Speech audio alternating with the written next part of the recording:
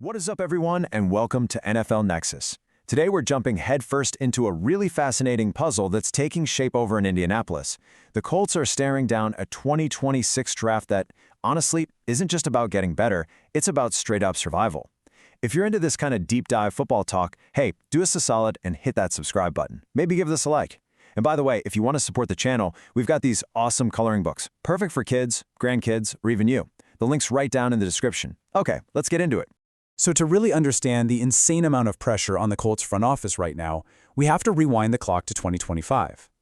You remember that season, right? It was the year that promised everything. I mean, there was a legitimate buzz, a feeling that this team was a true dark horse, not just in their division, but maybe in the whole AFC. But you know, as they say, promise doesn't win you any rings. It turned into this wild season of incredible, dizzying highs, followed by absolutely gut-wrenching low that just left everyone wondering what if. I mean, this quote really just says it all, doesn't it? A masterclass in almost. What does that really mean, though? Well, it paints a picture of a team that had all the firepower. They proved they could stand in the ring with the best teams in the league, but they just couldn't land that knockout punch when it counted. It was a season that was somehow both absolutely brilliant and, when all was said and done, a total failure. It's that contradiction that makes their current mess so fascinating. And this right here, this lays out that whole roller coaster ride perfectly. Just look at it. They came storming out of the gates, an incredible 8-2 to start the year. The offense was an unstoppable force, leading the entire NFL in scoring for a while there. Daniel Jones looked like a whole new man, playing at an MVP level. And then, bam, you hit the middle of the season and the bottom just completely falls out. That devastating injury to Jones just sucked all the air out of the building. And what's the result? They limped to an 8-9 finish, losing 7 of their last 8 games. You want to know the most painful part? 7 of their 9 losses were by 1 score. They were that close week after week, but they just didn't have the depth to slam the door shut. So what happens after a season like that? A season defined by almost? Well, the bill comes due. See, that taste of greatness, those flashes of brilliance in 2025, they actually backed the front office into a corner. They knew they had a quarterback and a core that could win. But keeping that core together, oh, that was going to cost them. This wasn't an off-season where they could go on a shopping spree. It was basically financial triage, forcing them to make some brutally tough calls that sent shockwaves through the whole roster. So how did they handle it? This table shows you the grim reality. Over on the left, players re-signed. These were the no-brainers. You absolutely had to pay Daniel Jones after the year he had. You had to lock up a guy like Alec Pierce, who was clearly on the rise. But then you look at the bottom, over $200 million. A number that big creates consequences. Now look at the column on the right. Key players lost. To make the math work, they had to say goodbye to their #1 receiver, Michael Pittman Jr., the literal heart and soul of their defense in Zaire Franklin, and a reliable pass rusher in Kwity Paye. They kept their stars on offense by gutting the team's middle class. And that financial tightrope act leads us straight to the giant problem they have now, heading into the 2026 draft. The consequences couldn't be clearer. They now have 3 massive blinking red lights on their roster at really important positions. First, they need someone to step in and replace the production and the presence of Michael Pittman Jr. Second, they've got to find an edge rusher who can actually get to the quarterback in those tight games they kept losing. And third, they are desperate for a new anchor at linebacker. Someone who can replace not just the tackles, but the leadership Zaire Franklin brought every single snap. Okay, so you've got huge needs, you spent all your cash, and oh, by the way, you don't even have a first-round pick. So, what do? This is where the whole philosophy for the Colts 2026 draft comes into crystal clear focus. They can't go shopping for the big, flashy names on day 1. Nope. They have to become expert bargain hunters. They have to live in the margins of the draft, finding those overlooked, undervalued guys on day 2 and day 3. They have to master the art of drafting the sleeper. Now, we throw that term sleeper around all the time, right? But what does it really mean here? It's a player who, for whatever reason, isn't getting all that first-round hype. Maybe he played at a small school, maybe his technique is a little raw, or maybe his best skills don't show up on a stat sheet. But the scouts, they see something. They see that overlooked potential, those crazy athletic traits, or just a motor that never, ever stops. These are the guys who, if you get them in the right system with the right coaching, can become incredible values, giving you starter-level play on a super cheap rookie deal. And this right here, this is the bottom line. For the Indianapolis Colts in 2026, finding these sleeper picks isn't some fun little side quest. It's not a luxury. It is, as the slide says, a lifeline. Without the high draft picks or the money to go sign proven veterans, their only way to fill these massive holes and stay competitive is to hit on these kinds of prospects. The entire season, and maybe even the jobs of the guys in the front office, really depend on how well they can do this. All right, so we've talked about the theory, the why behind the strategy. Now let's get to the fun part. Who are these guys? Who are these potential steals that the Colts might be drooling over? Let's put some names and faces to this whole high-wire act and see exactly how they could solve these problems, starting with that big hole at wide receiver. The first name you keep hearing whispered in scouting circles is Ted Hurst, a wide receiver out of Georgia State. And let's be real, the job he'd be stepping into is huge. He's being looked at to replace one of the most productive receivers the Colts have seen in a long time. And we know the team is serious because they've already scheduled him for a top 30 pre-draft visit. That's a huge tell that they see him as a real answer to their problem.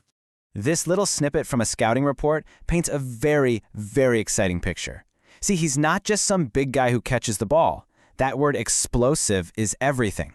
It tells you he can stretch the field and beat a defense deep, but also, and this is so crucial in today's NFL, he's a weapon after the catch. He can take a 5-yard slant and turn it into a 50-yard touchdown.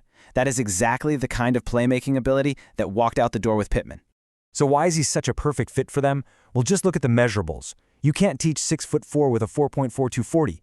That is a rare, elite combo that just screams mismatch. And his draft projection, in the second or third round, that's right in the Colts' sweet spot. But here's the thing that really gets scouts excited. His production went up every single year in college. That shows a work ethic, it shows he's coachable, and it shows his ceiling is still way up there.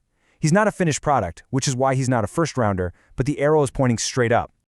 Okay, let's switch gears and go to the defensive side of the ball. We're talking about that edge rusher spot. A name you need to know is Malachi Lawrence from UCF.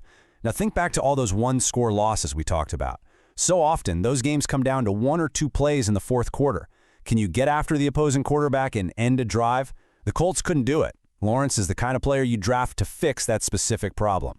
The words in this scouting report are so important. Burst, that's his athleticism. That's the explosive first step that gives offensive tackles nightmares. But that second word, that's what makes him special. Relentlessness.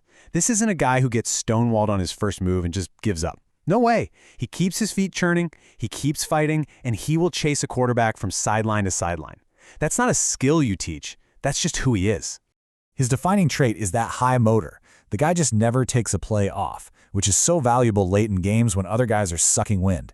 Look, the Colts wouldn't need him to be a 3-down player right away. They could use him as a specialist, bring him in on 3rd and long, pin his ears back, and just tell him, go get the quarterback. He could be the designated closer that their defense has been missing. All right, on to that third massive hole, the anchor of the defense at linebacker. Losing Zaire Franklin wasn't just a blow to their stat sheet, he was the quarterback of that defense. So finding his replacement is about way more than just finding an athlete. It's about finding intelligence and leadership. And that search could very well lead the Colts to Josiah Troder out of Missouri.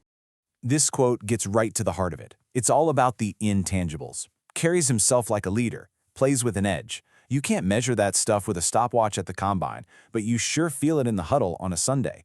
That's the kind of energy that can lift an entire defensive unit, and it's exactly the kind of presence they lost when Franklin left.